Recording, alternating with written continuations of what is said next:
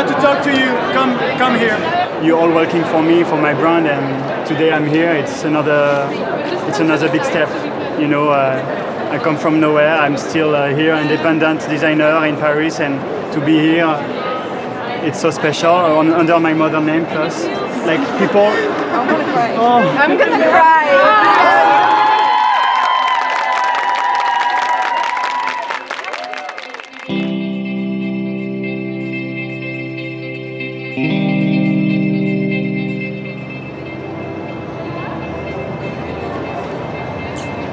Welcome. Yeah. Quand j'avais, je sais pas, 7 ans, je tire un rideau en lin, je prends un lacet de Converse, je prends un gros couteau de cuisine, je fais 8 trous de chaque côté, je fais une jupe, comme ça, avec un nœud de Converse, une vraie jupe vraiment moche. Et ma maman, la porte, elle vient me chercher et ça lui va bien, apparemment, ma grand-mère me dit. Et elle me dit, bah, t'es le meilleur. Et depuis ce jour-là, je crois que c'est ce qui m'a aidé. Je l'ai vraiment cru, ma maman. Et je crois que ça a fait ce qui je suis et ça m'a fait ne pas douter. Dans ce milieu, c'est le pire, le doute. Mais si, fais-le. Mais moi, je le fais à l'arrache. Fais-le. Mes parents et toute ma famille étaient paysans. J'ai grandi au milieu des champs, très simplement, avec pas d'horaire, pas de règles aussi. C'était vraiment une enfance très libre. Je pouvais être qui je voulais. On est chez moi, dans le sud, à Brame-Jean, un lieu-dit, en Provence, dans le 13. Ça, c'est le chemin où j'ai fait 1000 fois dans ma vie.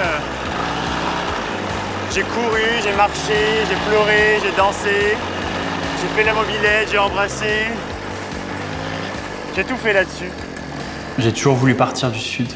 Je voulais toujours être parisien. J'ai toujours obsédé d'être parisien. Je me disais, waouh, je sais que si un jour tu es connu à Paris, tu es connu dans le monde entier. J'avais toujours cette idée en tête. Arrivé en star dans le village, ils vont vraiment me prendre pour un cinglé, c'est sûr. Déjà, j'ai passé mes week-ends à faire les marchés dans le sud avec mes grands-parents à vendre des carottes. Donc j'ai toujours aimé les vendre. Quand j'ai fait ma première collection, je me suis dit, si je ne vends pas, comment je vais payer la deuxième? C'est créateur de mode. Qui vient d'ici, voilà. Ici, Voilà. Moi, je suis entre Malmort et Charleval. Attendez, je vous passe Monsieur Simon Porte, Jacquemus. Oui, juste briefer bien les filles, je veux qu'elles soient heureuses. Je veux pas qu'elles sourient, mais qu'elles sourient quand même un petit peu. Même la première, c'est important qu'elles soient heureuses, qu'on comprenne. Parce que la dernière fois, on avait dit qu'elles devaient être heureuses et devant la caméra, elles font la tête. Et on est chez Jacquemus, il faut vraiment qu'elles sourient. Tout le temps de Paris en général, les gens ne se décrivaient pas autrement que créateur parisien, créateur.